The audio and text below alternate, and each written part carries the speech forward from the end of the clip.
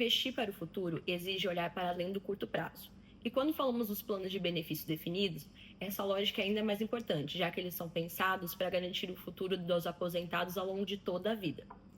No vídeo de hoje, a gente vai falar um pouquinho sobre como esses planos se comportaram no primeiro semestre de 2025. Fica com a gente para saber mais.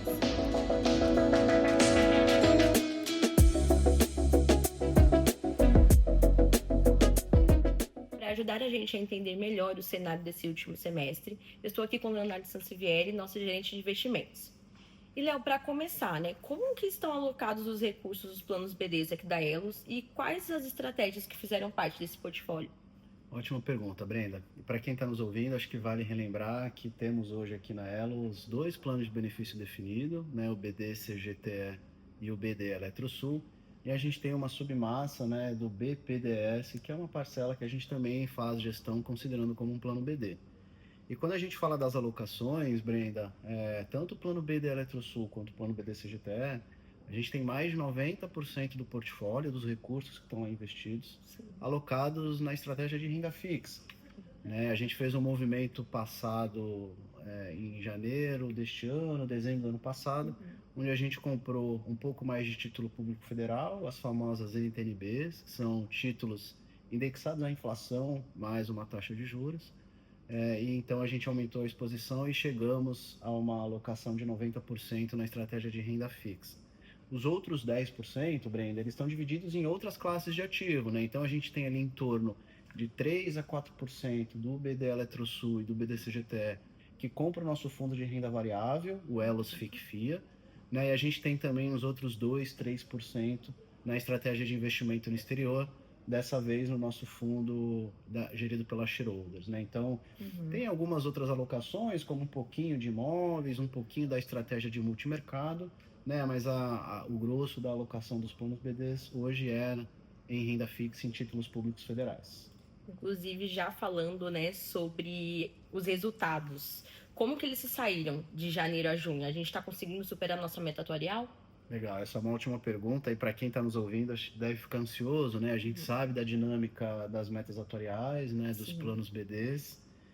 Então, vamos lá, vamos dividir a conversa, né? O plano BDCGTE, ô Brenda, que tem uma meta atuarial de INPC mais 4,99 ao ano, né? Isso dá aqui no acumulado de janeiro a junho, né? Uma taxa de 5,62, tá? Quando a gente olha a rentabilidade desse plano no acumulado de janeiro a junho, a gente tem um acumulado de 6,17. Portanto, né, o plano BDCGTE superando a meta atuarial quando a gente olha os resultados de janeiro a junho. Legal. Quando a gente olha o plano BD Eletrosul, né, a gente tem uma meta atuarial um pouco maior. O plano BD Eletrosul tem uma meta de NPC mais 5,65 ao ano. E essa taxa no acumulado de janeiro a junho dá um valor ali de 5,95. Como que está o resultado do BD Eletrosul? A gente tem então um retorno de 6,23, né, um pouquinho melhor, né, do que o BDCGTE, mas superando também a meta atuarial. E para não deixar de dizer sobre o BPDS, né, que é a nossa massa BD dentro do CD, que tem a menor taxa de meta atuarial, né, o BPDS, a taxa atuarial é de NPC mais 4,65 ao ano. Esse número dá ali em torno de 5,43 no acumulado de janeiro a junho, e essa submassa está entregando um retorno, Brenda, de 5,85. Então, né, para dar uma resumida, os três planos BDs que a gente tem no portfólio estão superando a meta atuarial de janeiro a junho com um pouco de folga, né, quando a gente olha os números. Legal, boas notícias, então. E quando a gente olha para a classe de ativos, quais que foram os que mais contribuíram para o desempenho e quais que trouxeram desafios nesse período? Legal.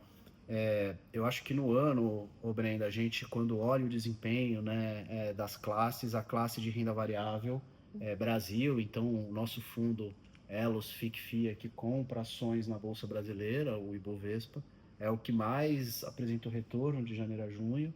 Né? Esse fundo apresentou um retorno de 22% nesse período, uma rentabilidade bastante expressiva. E apesar dos planos BDs, né, terem um pouquinho de alocação, só 3, 4%, essa rentabilidade tão alta faz diferença, né, no acumulado e contribuiu, né, para bater a meta atuarial.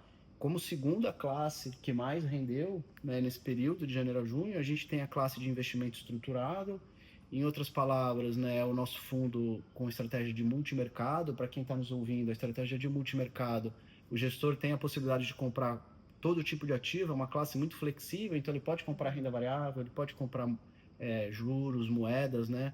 Essa classe trouxe um retorno aí em torno de 10, um pouquinho mais, 10% no acumulado de janeiro a junho. Né? A renda fixa também performando super bem, com retornos aí na casa de 6,5%, 7%, né? Quase 1% ao mês, mas nem só de boas rentabilidades a gente vive. Obviamente que vale destacar do outro lado, né?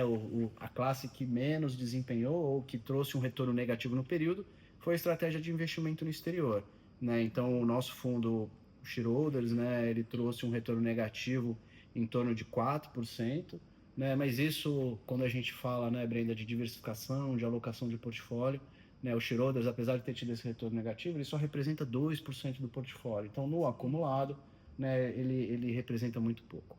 Então, basicamente, são esses os principais destaques, né, quando a gente olha as classes de ativo de janeiro a junho. Legal. E aí, para a gente fechar, né, falando um pouco sobre isso, a gente olhando para o cenário econômico e as tendências do mercado, o que a gente pode esperar para os próximos meses em relação ao desempenho dos planos? Bacana. Bom, pessoal, acho que vale comentar, antes de responder para ti, Brenda, o que fez, né? Quais os fatores que fizeram com que essas classes tivessem o desempenho que eu comentei, né? Então, quando a gente olha a estratégia de renda variável, primeiro, que eu comentei, teve um retorno de quase de 23% no ano, quais foram os elementos e os fatores que fizeram com que esses fundos, né, apresentassem esse retorno? Primeiro ponto foi a entrada de capital estrangeiro no Brasil, né? Fruto aí de tudo que a gente tem vivido, né, de inconstância no mercado global, né, os investidores globais acabam colocando dinheiro nos mercados emergentes, e quando a gente fala de mercado emergente, o Brasil é quem mais se destaca. Então, a Bolsa Brasileira recebeu muito capital estrangeiro, né, e a gente teve também, obviamente, um pouco já de preço na Bolsa, o mercado falou muito sobre isso, a turma já mirando as eleições do ano que vem. E por que eu estou fazendo esse comentário agora? Porque quando a gente olha a classe de renda variável, vai depender, obviamente, do que vai acontecer, né, nesses próximos 6 meses, como que o Donald Trump vai agir lá com relação às tarifas, né, o que a gente vai ter com relação a alguma indicação política para as eleições de 2026. Isso tudo faz preço quando a gente fala de bolsa, né, mas a gente está bastante otimista, né?